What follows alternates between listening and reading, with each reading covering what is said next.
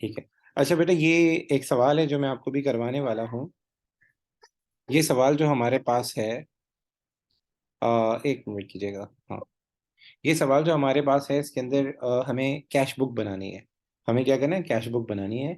तो पेपर में क्या होता है, आपको कैश बुक का फॉर्मेट दिया होता है।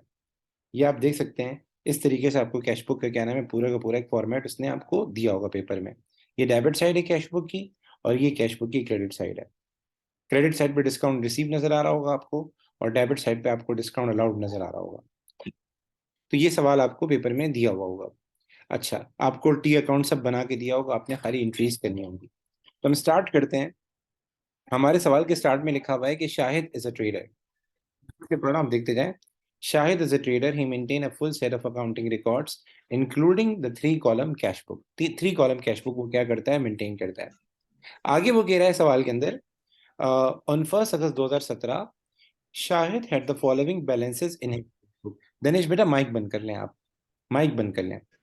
तो उसका कैश का बैलेंस आ रहा है 50, और बैंक ओवरड्राफ्ट लिखा हुआ है 7150। तो आप सबको पता है, जब भी हम सवाल स्टार्ट करते हैं बैलेंस बीडी से स्टार्ट करते हैं। ठीक है। अब ये 1 अगस्त लिखा हुआ है 2017, तो ये दोनों क्या है, ओपनिंग बैलेंस है। अब सवाल ये पैदा होता है कि ये ओपनिंग बैलेंस कहाँ आएगा, बैलेंस बीडी किस साइड आएगा, डेबिट आएगा क्रेडिट साइड पे आएगा। तो आप सबको पता है कैश का बैलेंस बीडी कहाँ आता है, कैश का ओपनिंग बैलेंस किस साइड आता है, डेबिट या क्रेडिट, जल्दी डेबिट बताइए। डेबिट साइड पे। Debit side. जी। और बैंक ओवरड्राफ्ट लिखा हुआ है, बैंक ओवरड्राफ्ट लिखा हुआ है, मतलब बैंक हमने बैंक से ज्यादा पैसे निकाले हैं। ये हमारे लिए लाइबिलिटी बन चुका है, ये हमारे लिए लाइबिलिटी बन चुका है। तो बैंक ओवरड्राफ्ट फिर किस तरफ आएगा सर, बैंक ओवरड्राफ्ट फिर क्रेडिट साइड पे आएगा। तो इसको अटेम्प्ट करते हैं। इसको अटेम्प्ट करने का तरीका ये, पहले बैलेंस लिख देते हैं 50 एंड 7510। तो मैं कैश की डेबिट साइड पे लिख देता हूँ 50। ठीक है। और डिटेल में लिख देता हूँ बैलेंस बीडी। और भैया यहाँ अभी आप कैश बुक। मैं कैश बुक बना रहा हूँ। जी बेटा, मैं कैश बुक बना रहा हूँ। और लिख देता हूँ 1 अगस्त 2017। ठीक है। अच्छा जी। इसी तरीके से मैं बैंक का भी लिख देता हूँ। बैंक का लिख देता हूँ 1 अगस्त 2017। और यहाँ लिख देता हूँ बैलेंस बीडी। और बैंक हमारा क्रेडिट था, तो ये क्रेडिट साइड पे आएगा 7150। ठीक है, यहाँ तक मेरे साथ है। अब आगे चलते हैं। ये देख लें, ये हमारा कैश का ओपनिंग बैलेंस था, ये हमारा बैंक का ओपनिंग बैलेंस है। ठीक है। अच्छा जी, उसके बाद आगे चलते हैं। उसके बाद कह रहा है शायद transaction for the August 2017 include the following. इसमें लिख रहा है कि शायद ने एक चेक रिसीव किया 362 का, और ये चेक डिसऑनर्ड हो गया। तो इसको जरा समझ लें। एक होता है हमें चेक मिलना। जब हमें चेक मिलता है तो हम क्या करते हैं, बैंक को डेबिट कर देते हैं। अच्छा, जब हमें चेक मिलता है ना, तो हर बिजनेस को चेक के अगेंस्ट पैसे भी चाहिए होते हैं, तो उसके अगेंस्ट कैश भी चाहिए होता है। लाइक मैं आपको चेक दूं, भाई ये चेक है 10,000 रुपए का, और अपने 10,000 रुपए जाके बैंक से ले लो। तो आप क्या करेंगे, आप सबसे पहले बैंक जाएंगे, बैंक जाके वो चेक शो करेंगे, और उसके अगेंस्ट क्या करेंगे, 10,000 रुपए बैंक वालों से ले लेंगे, यानी उस चेक को जाके कैश कराएंगे। तो सम टाइम ये होता है कि जब मैं किसी पार्टी को चेक देता हूँ, तो या कोई पार्टी मुझे चेक देती है, और मैं बैंक जाके जब उस चेक को कैश करवाता हूँ, तो या उसने साइन सही नहीं की होती, या कोई डेट का इशू होता है, या उसने कोई अल्ट्रेशन की होती है, बैंक वाले चेक के अगेंस्ट कैश देने से मना कर देते हैं। बैंक वाले कहते हैं कि सर ये चेक आपका कैश नहीं हो सकता। ये बिल्कुल ऐसा है जैसे कोई नोट नकली निकल गया। तो जाहिर सी बात है, आप क्या करेंगे। तो अगर एक चेक कैश नहीं हो सकता, तो आप क्या करेंगे, जिस पार्टी ने वो चेक दिया होगा आप उसको वापस करेंगे। ये कहलाता है डिसऑनर्ड चेक। इसको हम क्या कहते हैं, डिसऑनर्ड चेक। मतलब मैं एक चेक बैंक वालों के पास लेकर गया, बैंक वालों ने उसके अगेंस्ट मुझे कैश नहीं दिया, वो चेक डिसऑनर्ड हो गया, वो चेक बाउंस हो गया। तो इसमें ये होता है, जब आपको चेक मिला था तो आपने बैंक को क्या किया होगा सर, डेबिट किया होगा। आपने अपने बैंक के बैलेंस को क्या किया होगा, बढ़ाया होगा। अब जब उस चेक के अगेंस्ट हम पैसे लेने गए, तो बैंक वाले ने हमें इनकार कर दिया। ठीक है, बैंक वाले ने हमारे बैलेंस को नहीं बढ़ाया, तो हमने खामखा अपने बैंक बैलेंस को बढ़ा दिया। अब हम क्या करेंगे, कैंसिल करने के लिए उसको क्रेडिट करेंगे। तो जो चेक बाउंस हो जाए, जो चेक आपका रिजेक्ट हो जाए, मेरी बात गौर से सुनिएगा, जो चेक आपका बाउंस हो जाए, मतलब बैंक वाले उसके अगेंस्ट पैसे नहीं दें, जो चेक आपका डिसऑनर्ड हो जाए, जो चेक आपका वापस हो जाए, आपने उसका क्या करना है, आपने अपने पास बैंक बैलेंस बढ़ा दिया था, अब बैंक का बैलेंस क्या करेंगे सर, रिड्यूस करेंगे। बैंक का बैलेंस क्या करेंगे सर, कम करेंगे। यहां तक मेरी बात समझ में आ रही है बेटा। जी सर। ठीक है, तो चेक हमने रिसीव किया था तो हमने डेबिट किया था। ठीक है, ये बहुत पहले हमने रिसीव किया था, जुलाई के महीने में, अभी अगस्त का महीना चल रहा है, तो जुलाई के महीने में हमने डेबिट कर दिया था। हमें लगा कि हमारा बैंक बैलेंस बढ़ गया।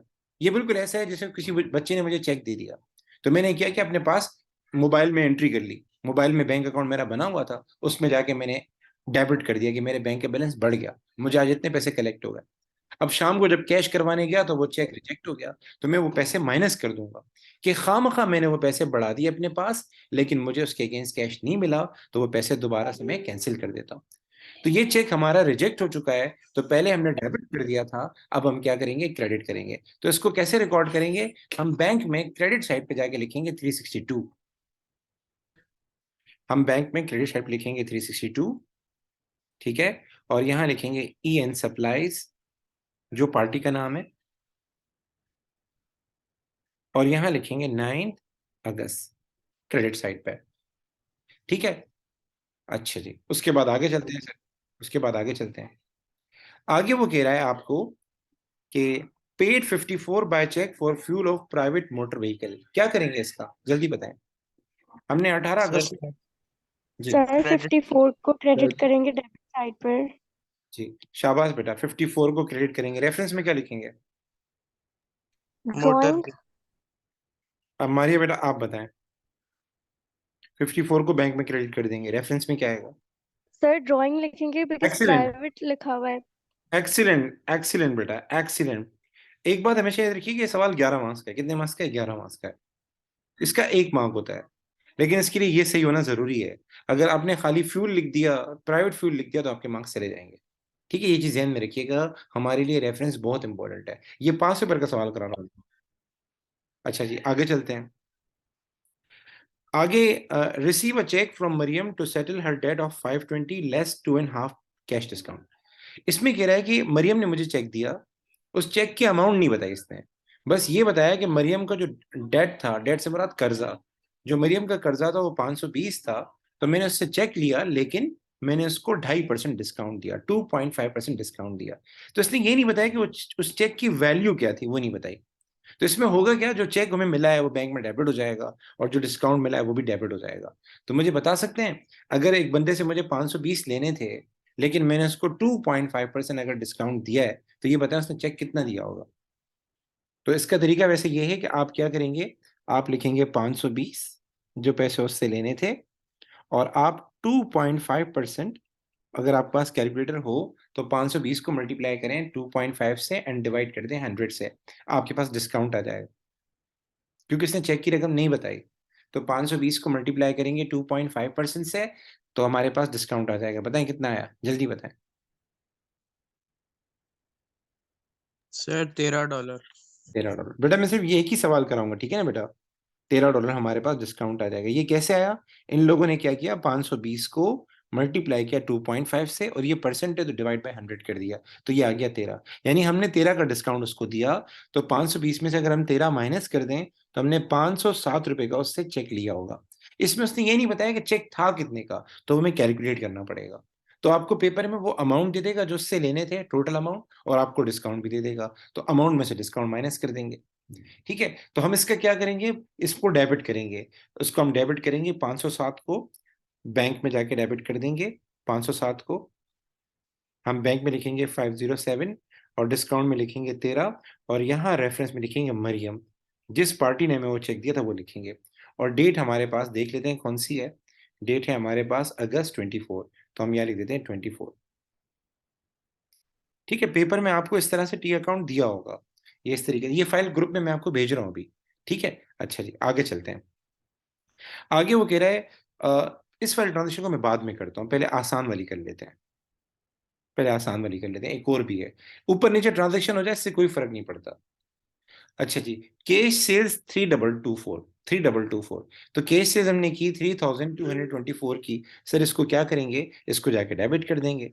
ठीक है, 30224, हम कैश में जाके लिख देंगे 3224, रेफरेंस में लिखेंगे सेल्स, और यहाँ आएगा 30 अगस्त। ठीक है बेटा, अच्छा जी, अब आगे चलते हैं। अब आगे इस ट्रांजेक्शन की तरफ आते हैं। पेपर में कोई मुश्किल ट्रांजेक्शन आ जाए परेशान नहीं होना।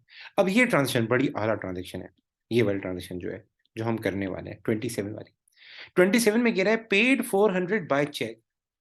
हमने 400 बाय चेक पे किए, ठीक है, पेमेंट 400 की भी और बैंक से भी। लेकिन सीन सुनिएगा, this included 365 for new office equipment. हमने एक ऑफिस इक्विपमेंट खरीदा, मतलब एक नॉन करेंशियल खरीदा। आप सबको पता है अगर हम नॉन करेंशियल खरीदेंगे तो उसके रेफरेंस में नॉन करेंशियल का नाम ही आएगा। And the balance was for repair to existing office equipment, और बाकी पैसे रिपेयर के थे। अब जरा इसमें आप बता सकते हैं क्या सीन है इसमें?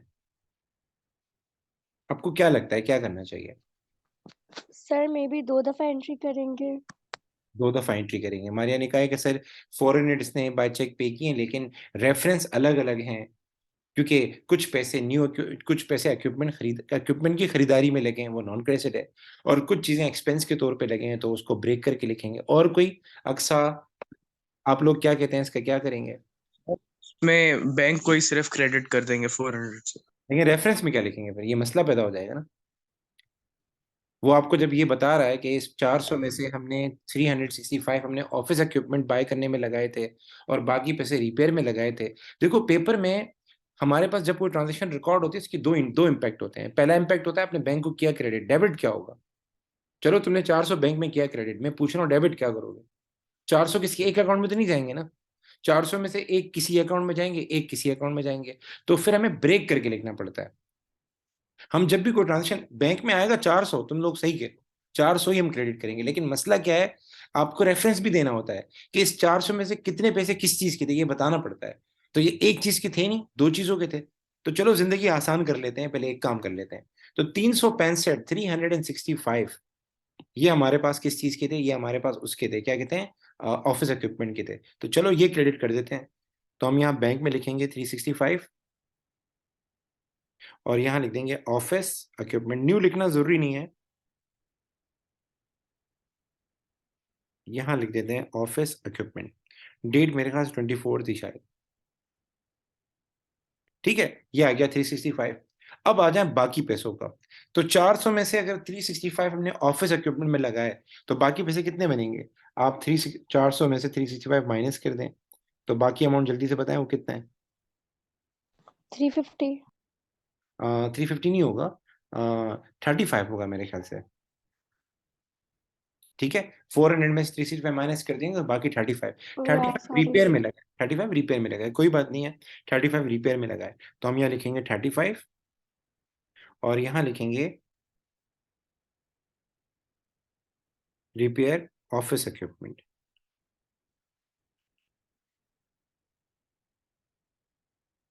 या ऑफिस इक्विपमेंट रिपेयर लिख लें, ये भी सही है, कोई इशू नहीं है। और इसके आगे जो है हम कर देंगे, क्या नाम है, डेट लिख देंगे 24 अगस्त। यहाँ तक मेरे साथ है? यहाँ तक मेरे साथ है बेटा? यहाँ तक बातें समझ में आ रही है? जी सर। तो जरा मैं शॉर्ट करके लिख रहा हूँ क्योंकि ये काफी बड़ा हो रहा था। ऑफिस को थोड़ा शॉर्ट कर देते हैं, ऑफिस इक्विपमेंट रिपेयर। ओके, अच्छा आगे चलते हैं। अब लास्ट ट्रांजेक्शन है जो बहुत ही आला है, जो बहुत ही आला है। ये 5 रुपये का सवाल है और 11 मास का सवाल है, और आप देखें इसमें कोई एक दो ट्रांजेक्शन मुश्किल होंगी, बाकी तकरीबन आसान थी। तो ये लास्ट ट्रांजेक्शन है, कह रहा है paid all the remaining cash into the bank except 100। ये कॉन्ट्रा है। वो कह रहा है जितना हमारे दुकान में कैश था वो सारा हमने बैंक में डिपॉजिट कर दिया, सारा का सारा, सिवाय 100 रुपए के। अगर मेरे पास 1000 रुपए पड़े थे तो 1000 में से 900 मैंने बैंक में जमा कर दिया, बाकी 100 छोड़ दिया। तो जितना भी कैश था वो सारा हमने क्या कर दिया, बैंक में जमा कर दिया। तो बैंक क्या हो जाएगा, डेबिट, कैश हो जाएगा क्रेडिट। मसला क्या है, पैसे कितने, वो नहीं बताया इसने। तो मैं जरा आपको लेके चलता हूँ, जरा कैश की तरफ लेके चलता हूँ। कैश में क्रेडिट तो कुछ भी नहीं हुआ। कैश में डेबिट साइड पे आप देख सकते हैं, एक आ रहा है 50 रुपए, एक आ रहा है 3224। अब तक जो हमारे पास कैश आ चुका है, 50 का कैश एक आया था बैलेंस के तौर पे, और 3224 एक कैश आया था। तो अगर मैं इन दोनों को प्लस करूं तो हमारे पास जो टोटल कैश हो जाएगा वो हो जाएगा 3274, if I am not wrong. Total cash हो जाएगा 3274। तो वो ये कह रहा है जितना भी कैश था सारा बैंक में जमा कर दिया सिवाय 100 के। तो आपको क्या लगता सर है? 3174 बैंक में डेबिट होगा। एक्सीलेंट। मुझे हालार ने कहा है कि सर हम क्या करेंगे, कैश को टोटल कर देंगे। तो कैश का टोटल हो जाएगा 3274, ठीक। हालार ने कहा है कि सर 100 रुपए हमने छोड़ दिए थे, वो नहीं जमा किए थे, 100 रुपए आप माइनस कर दें इसमें से, तो बाकी अमाउंट कितना हो जाएगा, 174। बोला ये पैसे हमने बैंक में जमा किए। ठीक है, तो इसका मतलब क्या, हम बैंक को क्या करेंगे सर, 3174 से करेंगे डेबिट, रेफरेंस में लिखेंगे कैश, और डेट आ जाएगी 31 अगस्त। और ये पैसे कहाँ से आए, कैश से आए, तो हम कैश को जाके कर देंगे क्रेडिट 30174 से, और रेफरेंस में लिखेंगे बैंक, और डेट आ जाएगी हमारे पास 31 अगस्त। ये वाली बात क्लियर हुई। उसने कहा जितना भी हमारे पास कैश था सारा का सारा बैंक में जमा कर दिया सिवाय 100 के। अब अमाउंट नहीं बताया था, तो मैंने क्या किया, पहले ये देखा कि कैश कितना है, तो 50 प्लस 3224 दोनों को प्लस किया, आई गॉट 32174।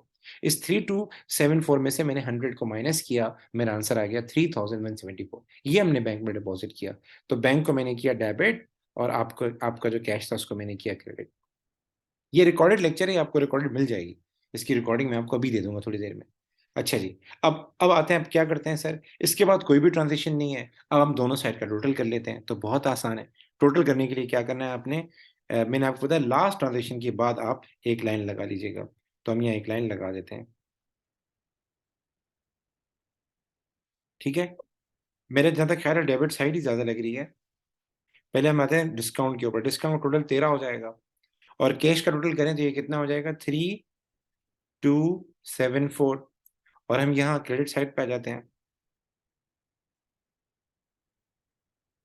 क्रेडिट साइड पे आ जाते हैं, तो क्रेडिट साइड पे हमारे पास यहाँ मैं लिख देता हूँ 3274। 3274 में से आप ये 3174 माइनस करेंगे, तो आपके पास जो आंसर आ जाएगा, वो आंसर आ जाएगा आपके पास 100 आ जाएगा। 100 हमारा क्या हो जाएगा, बैलेंस सीडी हो जाएगा। मैं यहाँ लिख देता हूँ बैलेंस सीडी। ठीक है, और ये हो जाएगा 31 अगस्त, और ये आगे हमारे पास बन जाएगा बैलेंस बीडी, और कैश में आ जाएगा 100।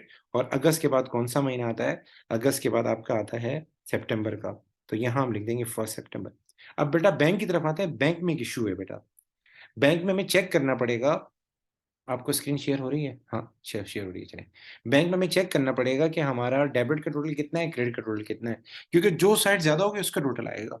तो पहले हम डेबिट का टोटल कर देते हैं, डेबिट का टोटल बनेगा, देख लें कितना बनेगा, एक बार चेक करके देखें, 3174 प्लस 507 कितना हो जाएगा, ये हो जाएगा आपका 36 और 84 हो जाएगा, 3684 हो जाएगा। ठीक है, और इसी तरीके से क्रेडिट का टोटल कर लेते हैं, कौन सा ज्यादा है सर, क्रेडिट साइड ही ज्यादा लग रहा है, क्योंकि इसका ओपनिंग बैलेंस 7150 है। तो मुझे बताएं क्रेडिट का टोटल कितना बनेगा, चेक करें, 7150 362 प्लस 54 प्लस 365 प्लस 35, टोटल करें कितना बनेगा, जल्दी बताएं।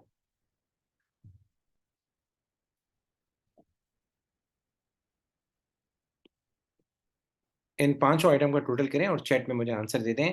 7150 362 प्लस 54 प्लस 365 प्लस 35, इन सारे आइटम का टोटल करें और मुझे बताएं क्या आंसर है। 7966। 7966, ये ज्यादा था, लिख देते हैं 7966 लिख देते हैं। 796 में से ये आप माइनस कर देंगे, दोनों आइटम माइनस कर दें, हमारे पास बैलेंस सीधी आ जाएगा। बैलेंस सीधी बैंक का आ सकता है दूसरी साइड पे, इसमें कोई परेशानी की बात नहीं है। तो मुझे पता है व्हाट इज द डिफरेंस,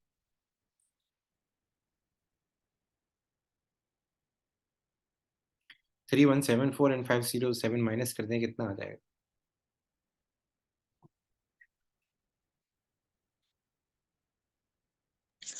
4285। 4285, मैं 4285 यहाँ लिख देता हूँ, 4285, और यहाँ हम लिख देंगे बैलेंस सीडी, और यहाँ हम लिख देंगे 31 अगस्त। ठीक है, और यहाँ हम लिख देंगे 1 सितंबर, और बैलेंस बीडी, और अमाउंट कितना है हमारे पास 4285। ये बैलेंस बीडी लिखना लाजमी है,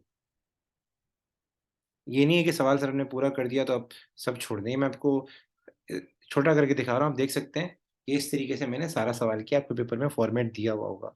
ठीक है, तो आज की क्लास हमारी यहाँ तक थी, और ये बात ध्यान में रख लें, मेरी एक क्लास ऑनलाइन जरूर हुआ करेगी, पर वो प्रैक्टिस क्लास हुआ करेगी, मतलब टॉपिक पढ़ाने के बाद मैं प्रैक्टिस के लिए आपको एक क्लास इस तरह की ऑनलाइन जरूर लिया करूंगा आधे घंटे की, ताकि आपको सवालात के अंदर परेशानी नहीं हो। तो मैंने होमवर्क नहीं दिया था, तो अभी आप ये वीडियो देख लीजिएगा, अभी मैं आपको एक और वीडियो भेजूंगा रिकॉर्डेड लेक्चर की, वो भी आप देख लीजिएगा, और उसके बाद फिर आपको होमवर्क दूंगा, वो आप कीजिएगा। ठीक है बेटा, अल्लाह हाफिज।